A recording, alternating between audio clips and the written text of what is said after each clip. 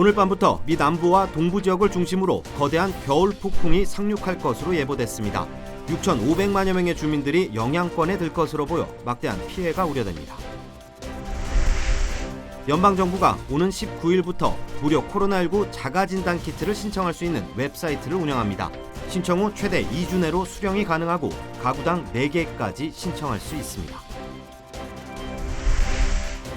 연방준비제도에서 금리 인상 시작이 임박했다는 발언이 나왔습니다. 올해 물가 상승률은 2.5% 떨어질 것이란 전망입니다. 한국 정부가 인천공항에서 해외 입국자들의 대중교통 이용을 금지하고 지정된 방역 차량 이용을 의무화했습니다. 또 해외 입국자들이 출발일 기준 48시간 이내 받은 PCR 음성 확인서만 인정하기로 했습니다. 그곳은 다양한 모습으로 우리 앞에 나타납니다. 때론 극적인 방식으로 자신을 드러내기도 하고 세상을 보는 우리의 시선을 끊임없이 바꾸며 내면 깊숙이 잠자고 있던 진정한 우리를 깨어나게 합니다. 아직 발견되지 않은 경이로움으로 가득한 곳, 야마바 리조트 앤 카시노 SM 매뉴얼. 여러분 안녕하십니까? 1월 14일 첫 소식입니다. 이번 주말 거대한 겨울 폭풍이 미 남부와 동부 그리고 중서부 일부 지역까지 강타할 것으로 예보됐습니다. 총 3일에 걸쳐 미국민 6,500만여 명이 직접적인 영향권에 들 것으로 보여 막대한 피해가 우려됩니다. 김재은 기자의 보도입니다. 북태평양에 위치한 폭풍이 중서부 지역을 가로지르면서 일대엔 눈이 내리기 시작했습니다. 남부 조지아주부터 북동부 펜실베이니아주까지 곳곳에 걸쳐 폭풍주의보가 내려진 가운데 미네소타와 아이오와주 등이 먼저 영향권에 든 겁니다. 이지로 명명된 이 겨울 폭풍은 해당 지역에 12인치에 달하는 눈을 뿌린 후 내일부터 남부로 이동할 전망입니다.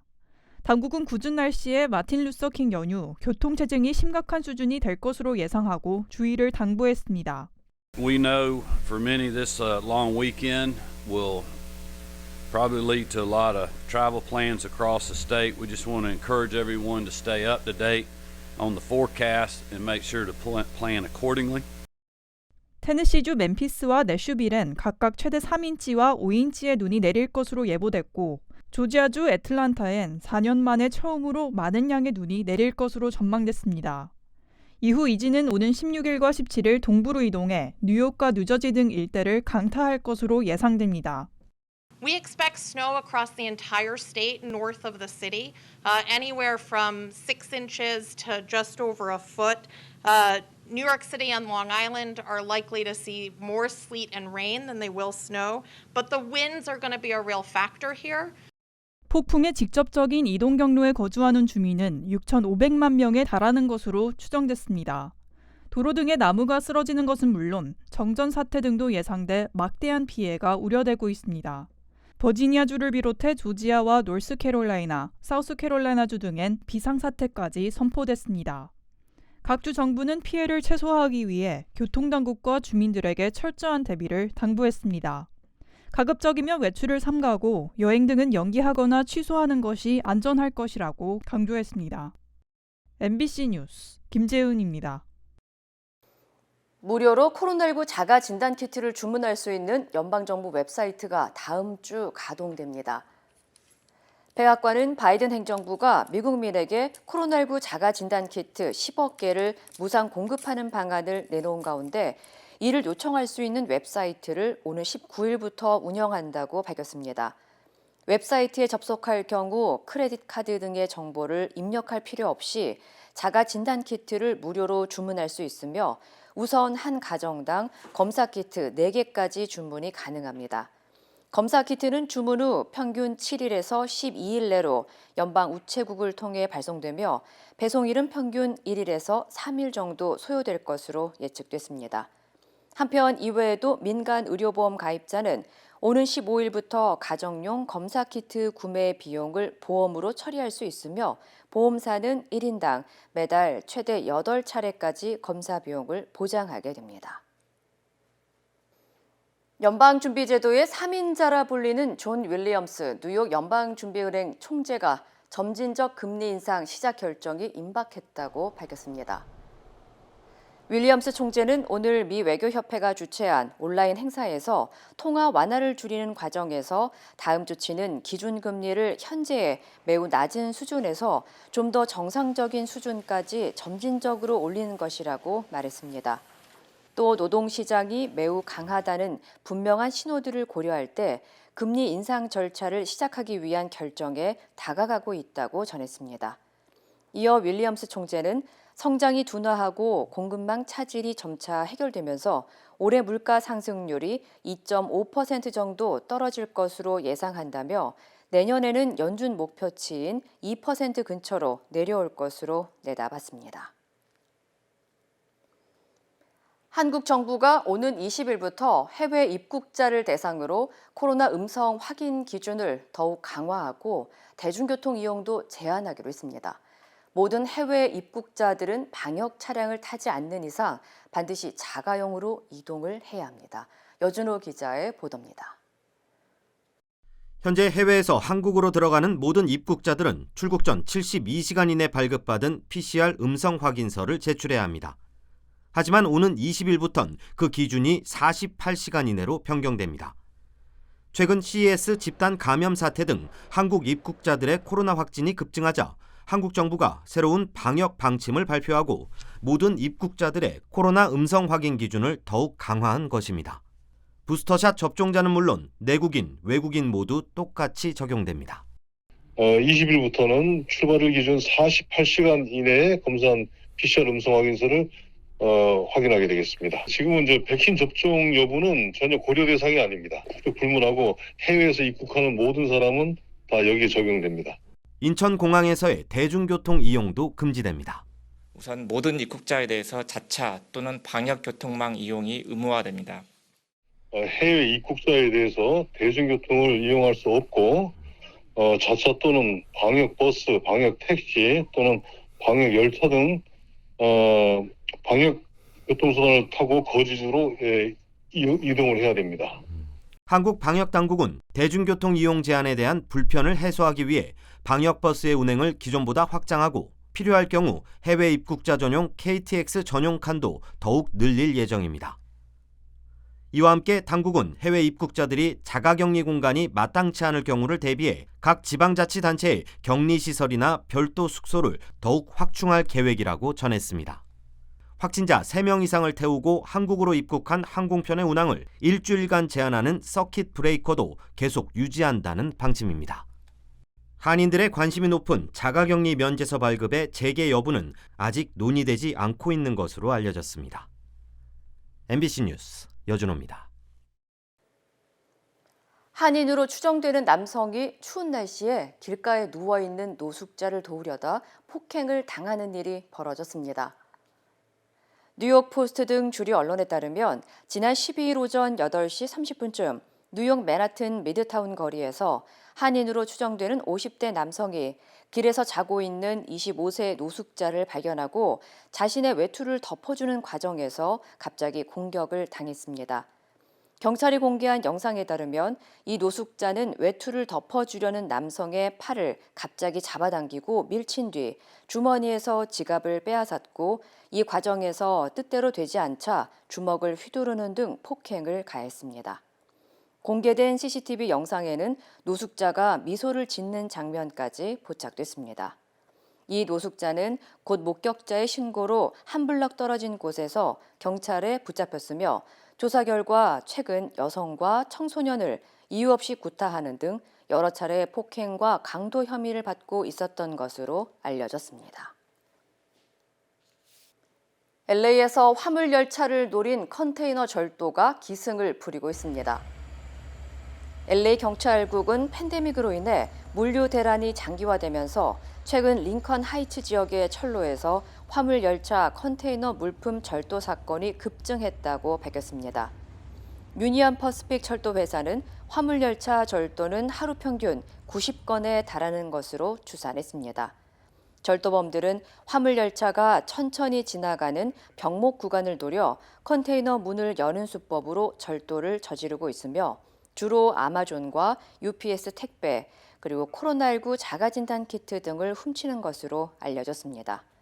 유니언 퍼시픽 측은 철로 일대의 순찰 인력을 대폭 늘렸지만 해당 범죄가 경범죄로 규정돼 재범률이 높다며 처벌 수위를 높이기 위해 카운티 검찰의 도움이 필요하다고 호소했습니다. 연방정부가 대대적인 고속도로 교량 보수 작업에 나섭니다.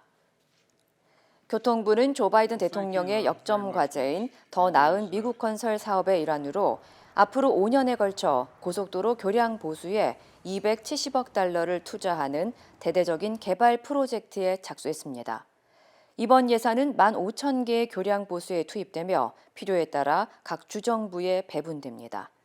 특히 캘리포니아와 펜실베니아, 일리노이 그리고 뉴욕주에 있는 교량 등이 상당수 낙후된 것으로 나타나 이들 주에 가장 많은 예산이 투입될 것으로 전망됐습니다.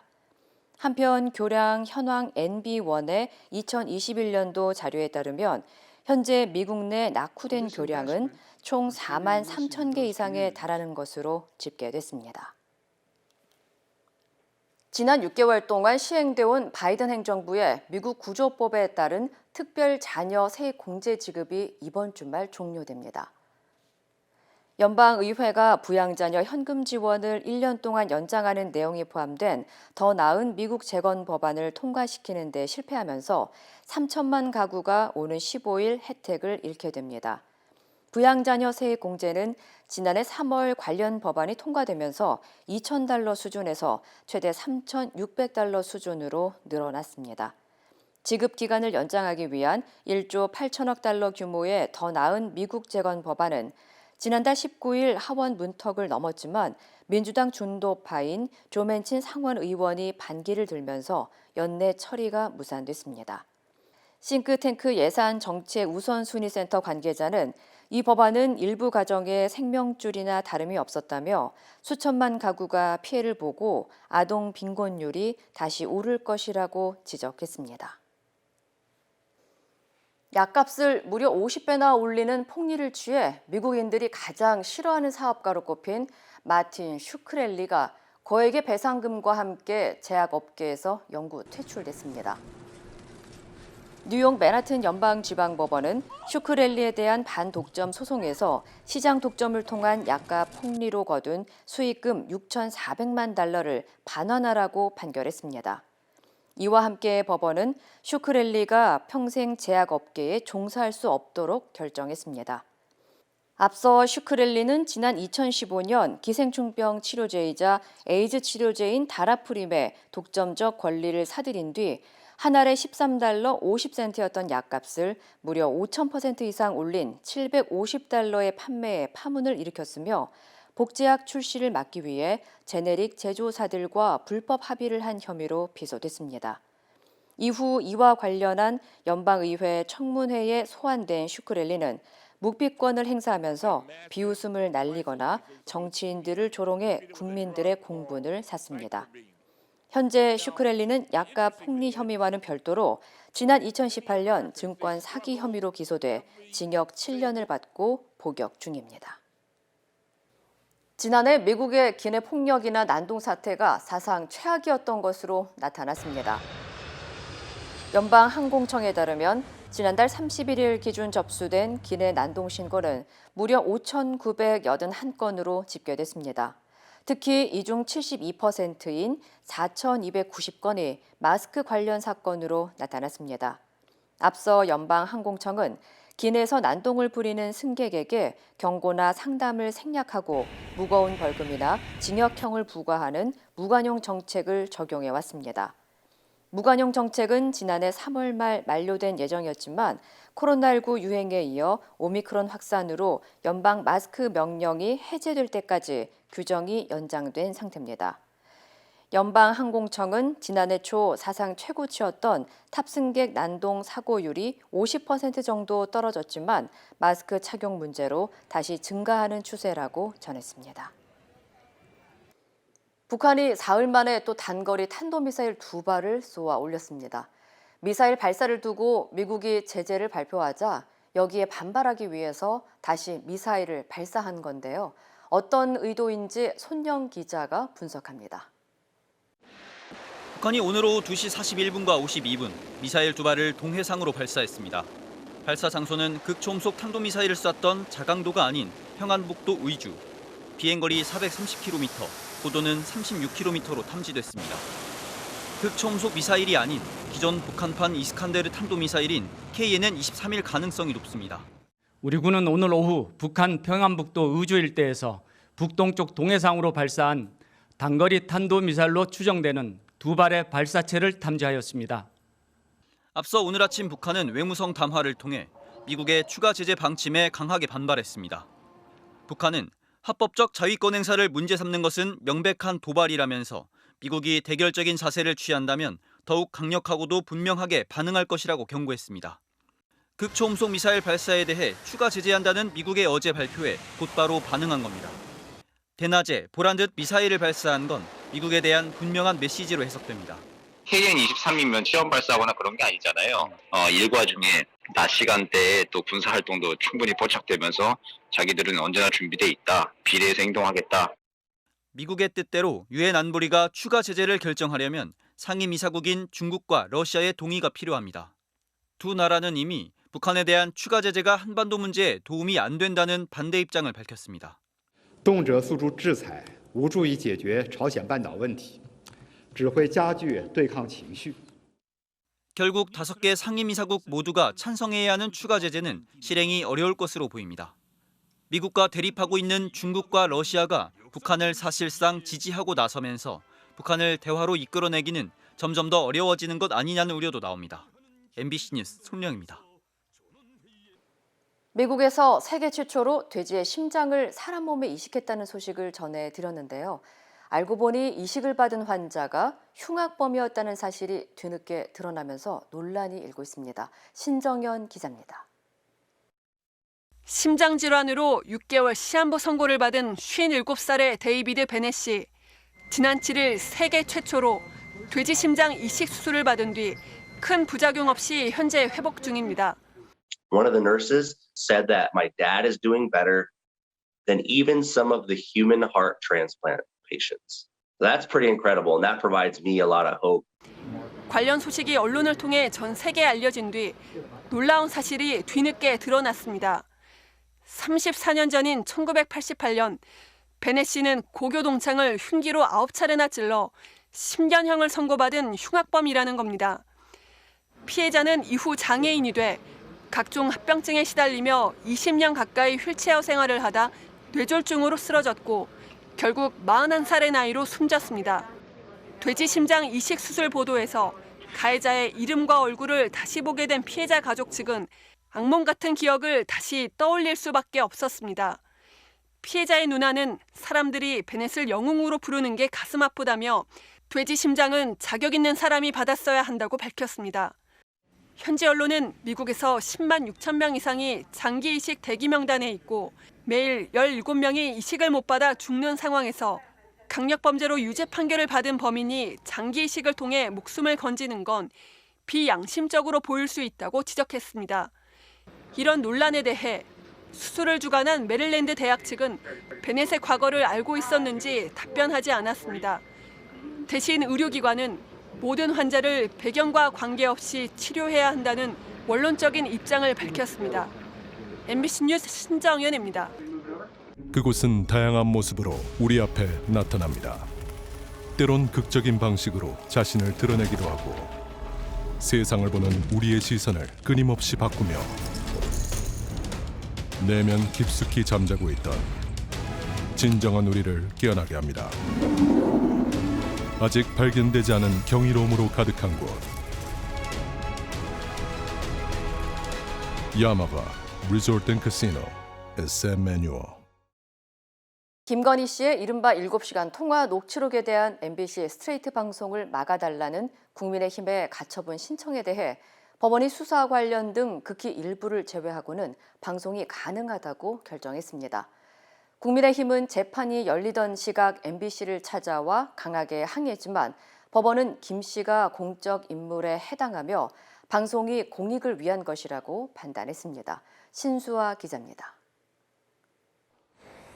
오는 16일 방송 예정인 MBC 스트레이트 팀의 김건희 씨 통화 녹취록 관련 보도에 대해 법원이 일부 녹취를 제외하곤 방송이 가능하다고 결정했습니다. 김건희 씨 측은 재판에서 이모 기자가 동의 없이 사적 대화를 녹음해 수집 절차가 위법했다며 이를 방송해선 안 된다고 주장했습니다. 법원은 그러나 대화 당사자 간의 대화인 만큼 통신비밀보호법에서 금지하는 타인 간의 대화에 해당하지 않고 불법적 방법을 동원했다고도 볼 수 없다고 판단했습니다. 동시에 김건희 씨가 윤석열 대선 후보의 배우자로 공적 인물이고 김 씨의 사회 정치적 견해는 공적 관심 사안에 해당한다고 밝혔습니다. 다만 수사 관련 사안과 정치적 견해와 관련 없는 일상 대화는 방송하지 못한다고 결정했습니다. 이에 대해 민주당은 알 권리를 보장한 상식에 부합한 결정이란 입장을 낸 반면 국민의힘은 대단히 유감스럽다며 향후 방송 내용을 보고 강력히 대처하겠다고 밝혔습니다. 재판이 열리던 시각 국민의힘은 김기현 원내대표를 포함한 의원 10여 명이 MBC로 찾아와 항의했습니다. 하지만 방송도 되기 전에 국회의원들이 집단적으로 찾아오는 것 자체가 보도 개입이라는 시민단체와 조합원들의 강한 반발에 부딪혔습니다. MBC 스트레이트 제작진은 법원의 결정문을 검토한 뒤 그 취지에 따라 예정대로 방송할 계획이라고 밝혔습니다. MBC 뉴스 신수아입니다. 한국의 여야 유력 후보들은 각각 인천과 경남 지역을 찾아서 지역 경제 활성화를 공약하면서 표심에 호소했습니다. 이재명 후보는 친기업 행보를 벌이면서 자신이 경제를 살릴 적임자라고 강조했고, 윤석열 후보는 중대재해처벌법 때문에 투자가 어렵다면 개정을 검토하겠다고 밝혔습니다. 김민찬 기자입니다. 인천 부평 문화의 거리를 찾은 더불어민주당 이재명 후보는 코로나 확산 이후 중단했던 즉석 연설을 다시 재개했습니다. 이 후보는 과거가 아닌 미래로 대한민국을 끌고 갈 사람은 자신이라며 지지를 호소했습니다. 희망을 만들고 우리가 가장 어려운 경제를 살릴 그런 사람이어야 됩니다. 과거로 가지 않고 미래로 이 대한민국을 끌고 갈 사람이 누굽니까, 여러분? 앞서 송도 경제구역을 방문해 기업 간담회를 가진 이 후보는 자신의 대표적 슬로건인 공정성장과 전환적 성장의 핵심 역할을 인천이 맡길 기대한다면서 각종 규제 완화도 약속했습니다. 국민의힘 윤석열 후보는 당 내용 봉합 뒤 첫 지역 일정으로 1박 2일 PK 표심 잡기에 나섰습니다. 윤 후보는 경남 선대위 출범식에 참석해 현 정부가 지난 5년간 대한민국을 퇴보시켰다고 목소리를 높이며 지지층 결집에 나섰습니다. 공정과 민생을 강조했지만 실상은 불공정, 불평등, 불의한 모습으로 자기 편만 챙기는 참으로 못된 짓만 일삼았습니다. 신한울 3, 4호기 공사 재개를 통한 원전 산업 활성화, 서부 경남 항공우주산업 클러스터 등 지역 공약을 잇따라 발표한 윤 후보는 마산의 한 공단을 찾아선 중대재해처벌법 적용 완화도 약속했습니다. 윤 후보는 최근 북한의 잇단 미사일 발사에 대선에 영향을 미치려는 의도가 의심된다며 SNS에 주적은 북한이라는 5글자의 짧은 글을 올렸습니다. MBC 뉴스 김민찬입니다. 민주당 이재명 후보와 국민의힘 윤석열 후보가 설 전에 양자 TV 토론을 열기로 합의해서 실무 협의가 진행되고 있는데요. 이를 두고 정의당과 국민의당이 기득권 거대 양당의 담합이라면서 강력하게 반발하고 나섰습니다. 김지경 기자입니다. 양자 토론 중단하라! 중단하라! 중단하라! 중단하라! 정의당은 이재명, 윤석열 후보의 양자 TV 토론 합의를 규탄하며 다자 토론을 촉구했습니다. 국민대 밥상에 파란 썩은 생선과 빨간 썩은 생선만 올려놓고 선택을 강요한 결정으로 기득권 정당들의 담합이란 겁니다. 내가 최악이고 내가 차악이라며 누가 더 악한지 겨루는 토론은 아무 의미가 없습니다. 국민의당 안철수 후보도 두 후보를 향해 쌍특검을 받으랬더니 토론 담합을 하냐며 강력히 비판했습니다. 거대 기업들의 독과점 그 폐해 있지 않습니까? 그래서 이게 독과점 토론과 뭐가 다른가 그런 생각을 합니다. 안 후보 측은 최근 지지도 상승세로 3자 구도가 형성됐다며 이재명, 윤석열, 안철수 3명의 토론을 제안하고 나섰습니다.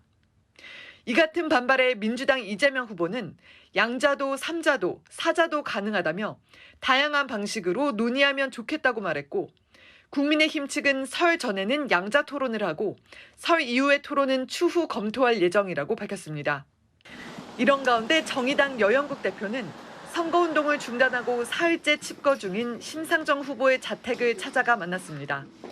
심 후보의 숙고가 일요일을 넘기지 않을 것 같다며 사퇴는 없을 것 같다고 전했습니다. 진보 정치의 소명을 지고 저버리지 않겠다. 더 큰 책임감을 느낀다라는 그 말씀 속에 사퇴하는 일은 없지 않겠는가 이런 좀 판단을 했습니다.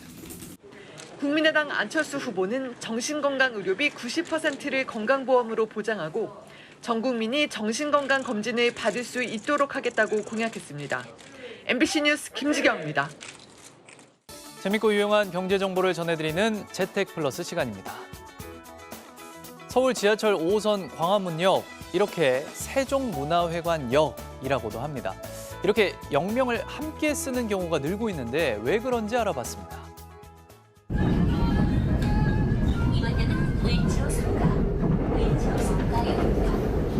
앞으로 서울 지하철 2, 3호선인 을지로 3가역이 신한카드역으로 함께 불리게 됩니다. 인근에 본사가 있는 신한카드가 서울교통공사에 역대 최대 금액인 8억 7,400만 원을 주고 자사의 이름을 넣는데 합의한 겁니다. 4호선 신용상역 바로 옆에 있는 아모레 퍼시픽도 3억 8천만 원을 주고 부역명을 사기로 결정했습니다. 지하철을 이용하는 이제 모든 이용객들에게 저희 브랜드를 좀 친근하게 알리고 또 브랜드 이미지도 한층 더 강화를 하려고. 부역명은 3년 동안 쓸 수 있고 한 차례 연장이 가능하며 역사외부 안내판과 승강장, 안내방송 등에도 그대로 사용됩니다. 지난해 1조 8천억 원 안팎의 손실이 예상되는 서울교통공사는 재정난 해소를 위해 역명 변기 사업을 적극적으로 추진 중입니다. 현재 수도권 33개의 역에서 이 역명 변기 사업이 진행 중이라 이 부역명이 있는 역사는 더 늘어날 것 같습니다. 해외여행이 다소 먼 얘기처럼 들릴 수 있겠지만 대한민국 여권의 힘을 보여주는 조사 결과 소개해드립니다. 올해 결혼이 예정이 되어 있는데 아직 신혼여행 관련해서도 아무것도 예약을 못했거든요. 이때까지 참아왔던 거에 대한 해방감이랑 보상 심리 때문에 가격 상관없이 그냥 바로 떠날 것 같아요. 외국 여행할 때 반드시 챙겨야 하는 여권. 한 국제교류 전문업체에 따르면 우리나라 여권으로 전 세계 190개 국가를 자유롭게 방문할 수 있는 것으로 조사됐습니다. 대한민국의 여권 파워는 독일과 함께 세계 2위로 지난해 3위에서 한 계단 더 상승했습니다. 1위는 192개국을 여행할 수 있는 일본과 싱가포르가 차지했고 이탈리아와 스페인은 3위였습니다.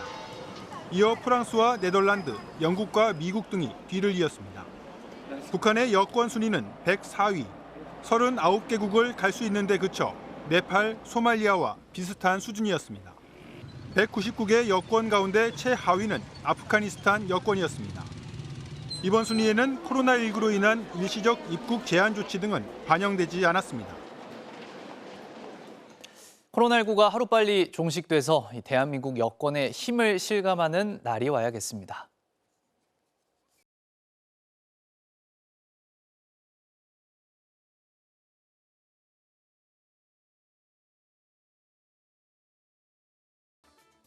미국의 오미크론 변이 확산세가 심상치 않습니다. 이 확진자가 늘수록 미국 경제가 타격을 입고 이 세계 경제에 미치는 악영향도 커질 수밖에 없겠죠. 실리콘밸리 더밀크의 소재권 대표 연결해서 자세한 소식 알아보겠습니다. 자, 손 대표님, 지난주 CES에 다녀오셨는데 이 현장에서 오미크론에 감염돼서 귀국하지 못한 분들이 있다고 들었습니다. 손 대표님 괜찮으십니까? 예, 저는 건강하게 복귀했습니다. 하지만 지금 미 라스베가스 현장에서는 오미크론 확진 판정을 받은 분들도 있고요. 또 그래서 귀국을 못하신 분들도 있는데요. 모두 빠르게 회복해서 안전하게 복귀하시길 바랍니다. 예, 자, 미국에서는 마스크나 진단 키트가 동이 났다고 들었습니다. 그동안 의료진들이 사용하던 마스크를 시민들도 착용하도록 권고하고 있다고요? 그렇습니다. 지금 미국에서 N95 마스크 가격이 좀 급등하고 있는데요. 지금까지 미 질병통제예방센터죠. CDC는 시민들이 천 마스크나 수술용 마스크를 쓰라고 그동안 권고를 했는데 이제 N95 마스크를 쓰라고 한 것입니다. 왜냐하면은 의료 종사자들이 사용해야 되는데 오미크론 변이 바이러스가 전파력이 강하다고 판명이 되자 의료 종사들이 사용하는 이 마스크를 착용하는 권고를 개정하고 있다라는 소식이 전해진 것입니다. 미국에서는 최근 가정용 코로나19 진단 키트 부족 사태도 발생하고 있는데요. 왜냐하면 진단 키트 구하기가 지금 힘들고 코로나 검사 받기도 힘든 상황이기 때문입니다. 많은 지역에서 현재 대형 약국 체인들의 키트가 지금 동이 났고요. 중고 시장에서는 가격이 3배 이상 폭등하기도 했습니다. 그래서 미 정부에서는 민간 의료보험 가입자를 대상으로 오는 15일부터 가정용 진단키트 비용을 보험으로 처리할 수 있도록 했습니다. 1인당 매달 8차례의 검사 비용을 보장하게 되는데요. 그리고 미 정부가 자가진단키트 5억 개도 무상 배포한다고 발표했습니다. 오미크론 확산이 경제 전반에 영향을 주고 있는데 특히 인력난이 심각하다면서요.